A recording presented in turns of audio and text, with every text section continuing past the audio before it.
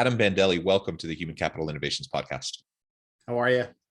I am well. It's great to be with you. I'm super excited to have a nice conversation about relationships in the workplace. We're going to be talking about relational intelligence and the importance of relationship building in the workplace. And of course, you bring with you a whole bunch of background and experience in this area, as well as your recent book that's titled Relational Intelligence. And so we're going to unpack all of that and talk about practical applications for leaders as we dive on into the conversation today. You're joining us from Staten Island area. I'm south of Salt Lake City in Utah, and there's snow on the ground here. How about there? We have sun here, so it's a little nicer out here. Okay. we were well into spring weather until this weekend, and then we just got snow again. So yeah, it tends to happen. In a few days, we'll be back up to the 70s, I'm sure. So great. That's great. Well, wonderful. All right. As we get started, I wanted to share Adam's bio with everybody. Adam Bandelli, PhD, author of Relational Intelligence, is the managing director of Bandelli and Associates, a boutique consulting firm focusing on leadership advisory services and organizational effectiveness. He is also the author of What Every Leader Needs, the 10 universal and indisputable competencies of leadership effectiveness. His articles on leadership and management have appeared in such publications and websites as Leadership Excellence, Chief Executive in Business, HR Daily Advisor, and CEO World. And you can find out more about him and his team at bandelliandassociates.com. Wonderful to have you.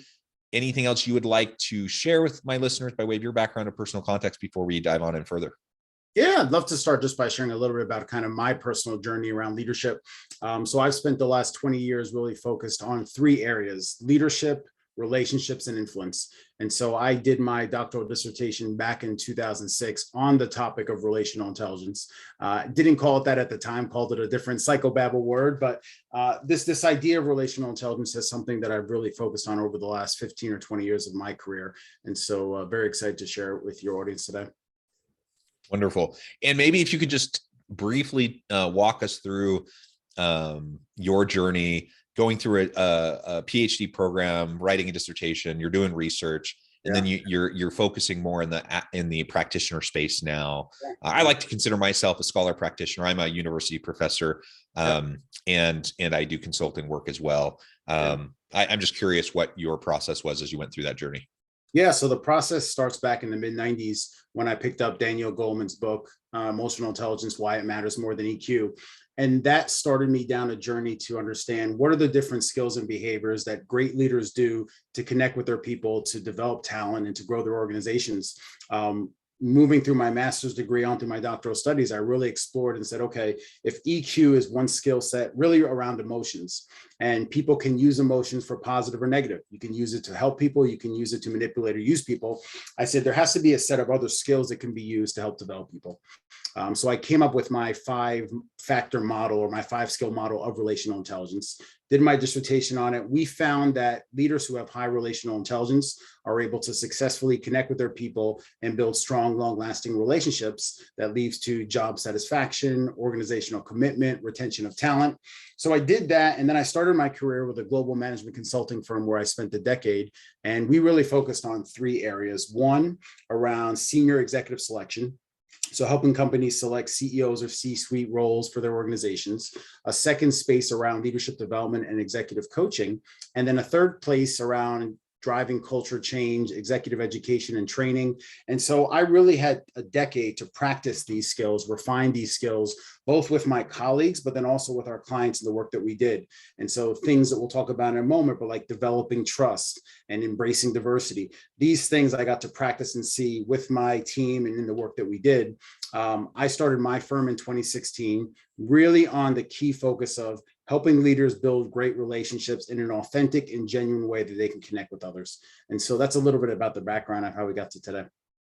Yeah, wonderful. We have a lot of overlapping interests here, and my academic research really overlaps very well with your research and your dissertation work, and I try to do a lot in the practitioner space, similar to what you're doing. So this is wonderful. I think we'll have a great conversation. Why don't we start with a little bit more of a specific definition around relational intelligence? You mentioned, you called it something different 15 whatever years ago,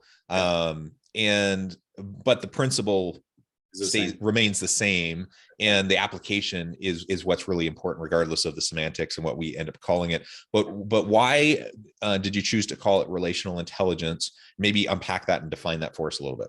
Yeah, absolutely. So we define relational intelligence as the ability to successfully connect with people and build strong, long-lasting relationships. So this is a different concept from people skills or emotional intelligence, which we define as the ability to understand your emotions, the emotions of others, and how to manage emotions effectively. So relational intelligence and EQ are two totally separate, different concepts.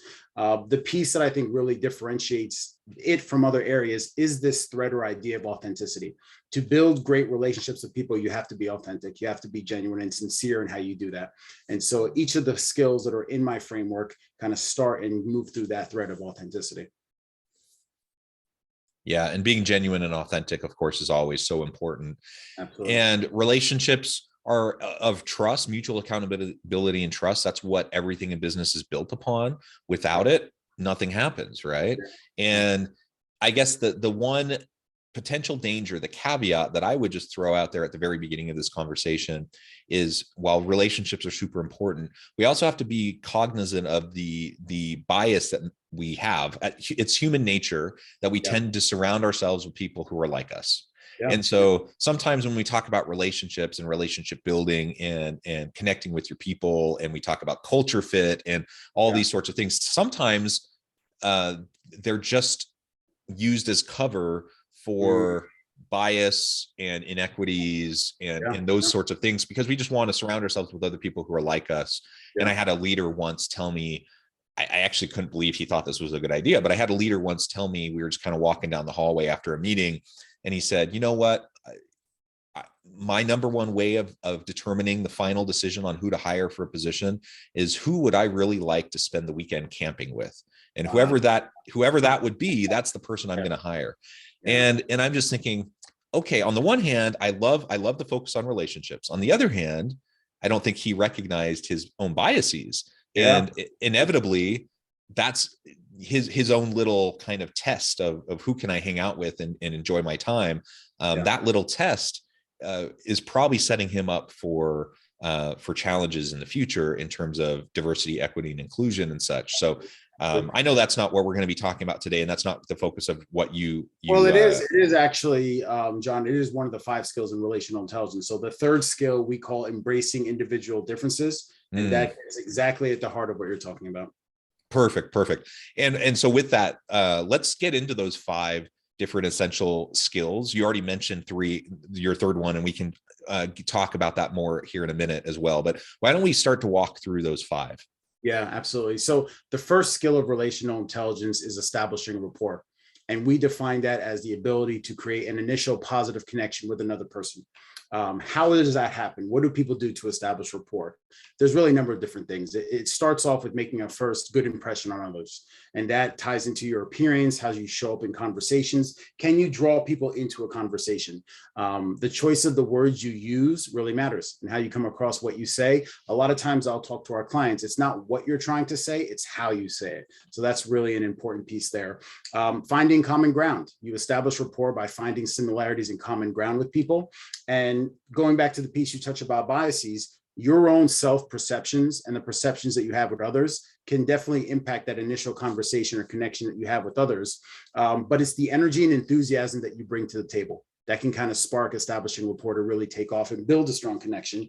And it's simple things like maintaining eye contact, body language, and nonverbal behaviors. And then the biggest thing that I tell our clients is make it fun. Use humor where it's appropriate to really bring people in. So that's the first skill.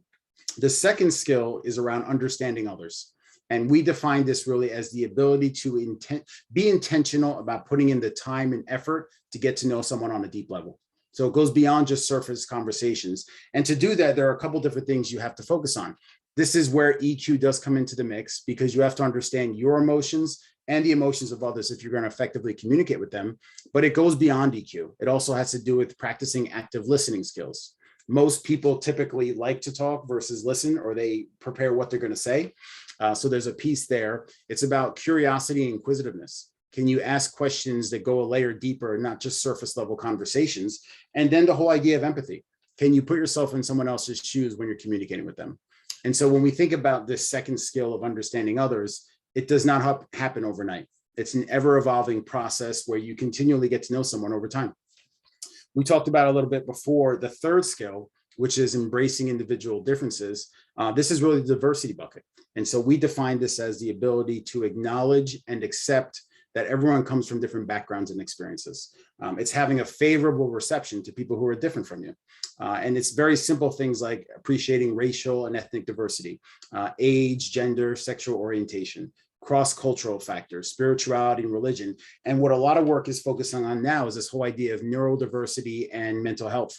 And so the idea, we talk about the golden rule, it's really more about common decency and going a step further to really acknowledge people are different, to appreciate those differences, and then to really draw on that and create an inclusive environment.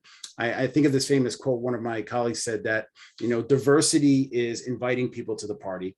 Equity is inviting them to dance at the party, but inclusion is asking them to help plan the party. And so embracing individual differences is really about inclusion and have everyone feel that they're valued and appreciated and that they have a voice at the table. The fourth skill is developing trust. This is the most important skill in relational intelligence. And we define it as the ability to be vulnerable and take a risk to be exposed to the actions and behaviors of others. And so for a lot of leaders, it's challenging to be vulnerable. It's something that people kind of step away from. But in order to be vulnerable, there are a couple of things that you need. I think first, you need to really know and understand yourself. In the book, I call it the mirror test. Do you know how you're wired and what makes you tick, kind of the DNA that makes you who you are? And are you comfortable in your own skin? If you're able to do that, you can be able to connect with people and develop trust over time.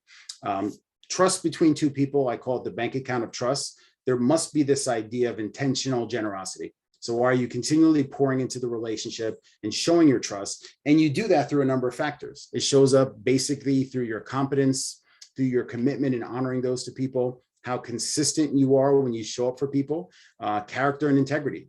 Are you someone that has honor and respect in terms of how you treat people? And so if you focus on these things, developing trust leads to greater cooperation, team effectiveness, job satisfaction. You have people who want to work closely together if trust is there. And then the last skill, John, is really cultivating influence. We define this as the ability to have a positive impact on the lives of others. So influence is not about manipulation or control or top-down authority. It's really about putting people and culture first. And so this is the most powerful skill within relational intelligence. And the way to do that is to help develop and grow the people around you. So mentoring and coaching, that becomes critical. Dynamic, life-changing relationships between leaders and their people happens when they cultivate influence. So those are the 5 skills, these are the things that we've refined over the last 2 decades. Yeah, wonderful. And I'm wondering if we can get nerdy for just a second. If from the research lens, you just shared it from a practical application lens, those 5 specific things. And I think anyone listening can say, oh yeah, these are the things I need to be watching for. These are the things I need to be trying to do right away. If we take a step back a little bit, back to when you were doing your dissertation research, for example, I'm wondering if you can just walk us through kind of the science behind this, because you've already made reference to some of these relationships in the model, right? The statistical relationships, how certain aspects influence the outcomes that we want. So organizational commitment, engagement, job satisfaction, for example, those are good outcome variables that we want. And we know that drives a whole slew of other positive things in organizations. So walk us through just a little bit about the research behind these 5 core leadership essentials and skills that feed into relational intelligence. Yeah. So the research started with kind of understanding and unpacking emotional intelligence. So when Goleman came out with his book in the mid-90s, there were a number of different psychologists and researchers that looked at it from different angles. Goleman was very kind of broad and had an umbrella term where he had it focus on self-awareness and relationship management, self-regulation, which really didn't really get at the essence of how people build relationships. And so I started to look into things like political skill or things like influence without authority. And what I found is when building relationships, the 5 skills that are in the model, those consistently showed up to be behaviors and skills you can practice, not a personality trait, not a disposition. And so, a lot of the issues that happened with emotional intelligence when the research started was people didn't know if it was a personality factor like extroversion or introversion. And so as I was building this model out with my dissertation, I wanted these to be skills that people can learn and practice, not necessarily say, hey, you're an introvert and you're not going to be able to do this. Some of the best introverted leaders that I work with are great with relational intelligence. So that was the kind of research basis to come up with the 5. And then we had to prove statistically that those 5 even mattered. Were there correlations that were either too high or too low with EQ or political savviness or organizational behaviors? And what my dissertation, the research that we found is this is in fact a separate construct that adds incremental validity when you're measuring job performance or you're measuring job satisfaction above and beyond political savvy skills or above and beyond EQ. Yeah. And I imagine, for anyone who kind of is a statistical guru, you probably did things like multiple regressions and factor analyses and those sorts of things. And we're not going to dive into all those details, but I bring this up just because sometimes when we talk about these types of topics, people think, oh, it's really just kind of the warm, fuzzy, fluffy stuff of business. It's just woo woo. But like, give me the facts, give me the bottom line. And the bottom line is the academic literature and the statistical validity of these constructs has been replicated. It's been shown and replicated in study after study after study for decades. And each of these factors is important. It's not just us saying we think it's important. We know it's important. We've done the research. I've done a lot of research in this area as well. It's as close to kind of social science fact, I think, as we can get with as messy as the social sciences and human interaction is. We know these things are important. They will be impactful. We need to develop these skills. And if we don't, it's going to be to our detriment. We're going to be less impactful leaders, less influential. We will have an inability to get things done and drive success for the organization. But when we can develop these essential skills and leverage them, then it will lead to all sorts of positive outcomes. Yeah. And not to get super, super nerdy, but I'm trained as an industrial organizational psychologist. So you talk about multiple regression factor analysis. My team launched a study really last year to kind of see if it's still applicable now as it was back in 2006, 2007, when I did my dissertation. And our confirmatory factor analysis showed that there are, in fact, these 5 factors that they do predict behaviors above and beyond EQ or political savviness. Yeah, that's fantastic. So for anyone listening, if you, I suspect people who listen to this podcast are already biased towards thinking these things are important as we're sharing them. But if you doubt, reach out to me and I'll share some literature with you because it's so well supported. Or better yet, check out Relational Intelligence, the book, and I'm sure you spelled that out in thorough detail there as well. So that's fantastic. So we have these 5 core essential skills that are really important in developing these meaningful relationships in the workplace, and it's all built upon a foundation of authenticity and being genuine. Absolutely important. How would you respond to someone who says, well, yeah, I get why relational intelligence would be important, but that's not really my skill set. I'm a really good operational person. I'm really good at crunching the numbers. So I'm going to focus on those aspects of my leadership, and I'm not going to spend so much time on these other relational skills. How would you respond to that? So my response would be, I would respond with a question: what level are you in the organization? So when people come into organizations as individual contributors, your subject matter expertise or your technical expertise really matters. So you think about finance, actuaries, or CPAs, that they have to know the numbers, they have to focus on that. But as you move up in an organization, it becomes less about what you know, and it becomes more about what you can get done through others. So these leadership skills, these relational skills, if you move from middle management to vice president to SVP up to the C-suite, they become even more prevalent and important because your job is now to influence people without authority. You have to work cross-functionally with colleagues and peers. You have to interact with people in Wall Street. You have to interact with people on your board. So a lot of the skills that are important for relationship building matter as you move up in a company. Yeah. And maybe if you have any examples off the top of your head of how these skills will help us to be more impactful and effective as leaders. Yeah, I give you a great example of a leader I've been working with for the last 2 years. He came into the organization at a time where they were creating new roles around leadership development, around strategy for the business. And he came in with the idea about how he wanted to drive his team, but he also knew that he had to hire a number of people and he had to build out a culture of what that team was going to look like. And so he used the relational intelligence framework and model to first identify people early stages that he'd want to recruit and retain and onboard. But then he also built up a whole program around what the team would look like.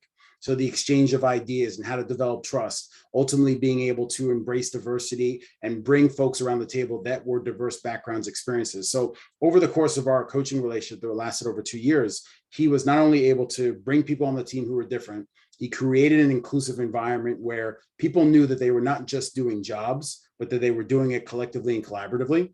And they were able to really build a strong function in the business that supports the other areas of the company. Yeah, that is a great example. And I would encourage listeners, to stop and think about your own track record, your own history in your current organization, or even a past organization, I suppose, if it's relatively recent. Think about your experience with relational intelligence and how that's been leveraged, or perhaps things that maybe you would have chosen to do a little bit differently in hindsight, in retrospect, and for yourself. But also think about those that you've seen around you that you've seen to be either exceptionally effective or perhaps exceptionally ineffective, incompetent, whatever, however you want to frame it. And the bottom line is we can learn a lot from those examples, both the good and the bad.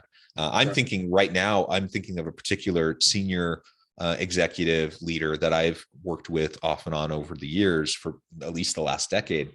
And I'm thinking, he is exceptional at relational intelligence. His path towards his executive role was not a traditional path. And in fact, he kind of zigzagged and even skipped some rungs. And that really bothered some people in his organization to see him kind of his meteoric rise. And on the one hand, I could see where they're coming from.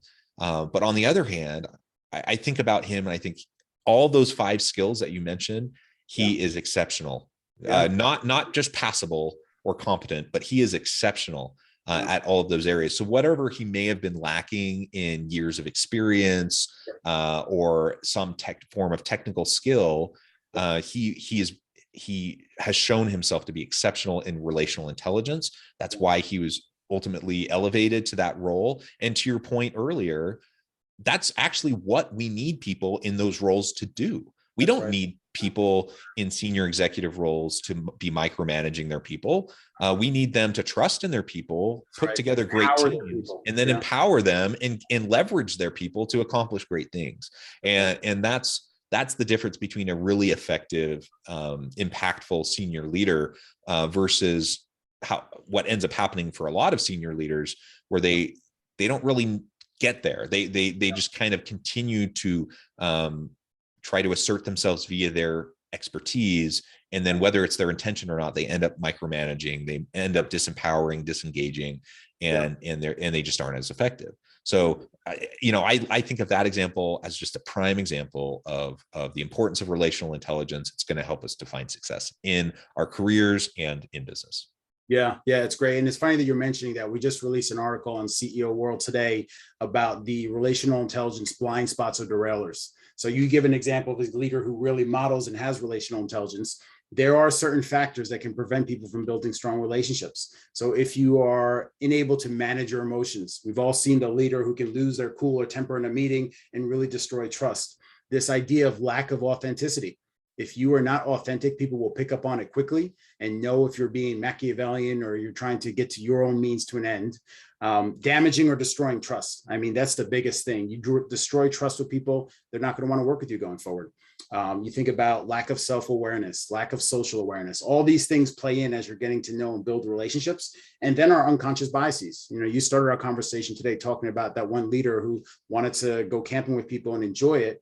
There are unconscious biases, stereotypes, prejudices that we all have, even if they're subtle, that if we don't know about them or we have closed mindsets, we're not going to be able to build relationships. Yeah, well said, Adam. This has just been a fascinating conversation. We've only scratched the surface. I imagine we could go on and on, but we're going to need to wrap up here in just a few minutes. Before we close for today, I wanted to give you a chance to share with listeners how they can connect with you, find out more about your work, your team, your book, and then give us a final word on the topic for today. Yeah, absolutely. So relational intelligence, the 5 essential skills you need to build life-changing relationships, will be available everywhere books are sold at the end of May. If your listeners want to follow us in some of the promoting that we're doing about the book, they can follow me on LinkedIn. Just look up Adam Bandelli. You can look us up on Instagram as well at official_Bandelli Associates. We also have information on our website, bandelliandassociates.com. And so that's the place all your listeners can go to. I guess I'd want to finish with, a lot of leaders say to me, what's the so what factor, Adam? Why does it matter about relational intelligence now in 2022? And I think there are 4 things I want to leave your listeners with. I think number 1, most importantly, we are coming out of a global pandemic right now, where most of us have done our communications interacting on Zoom or on video conferencing. We've lost that human element of being face-to-face in the room with people. And when that is not there, you miss out on the collaboration, the connection that people have doing it together in the same place. I think the second thing, you look at where we are in 2020 around social justice, the idea of inclusivity is different now than it was 10 years ago. And so it's much more important to embrace individual differences now than ever before. You look at where we are in the Great Resignation. People are not just leaving companies for pay, title, promotion. They're leaving companies because of the relationships that they do not have with their bosses. You think about that saying, people don't quit jobs, they quit their bosses. And then the 4th piece, and the most important piece that's tied to all this, is where we're going from a technological standpoint. Automation is becoming more and more prevalent in organizations. The roles that leaders have now have to be redefined and rechanged. And so relational intelligence is a way leaders can mentor, coach, and develop their people. Excellent closing summary there, and great advice, Adam. It has been a pleasure talking with you. I encourage listeners to reach out, get connected, find out more about what Adam and his team can do for you. Check out the book. And as always, I hope everyone can stay healthy and safe, that you can find meaning and purpose at work each and every day. And I hope you all have a great week.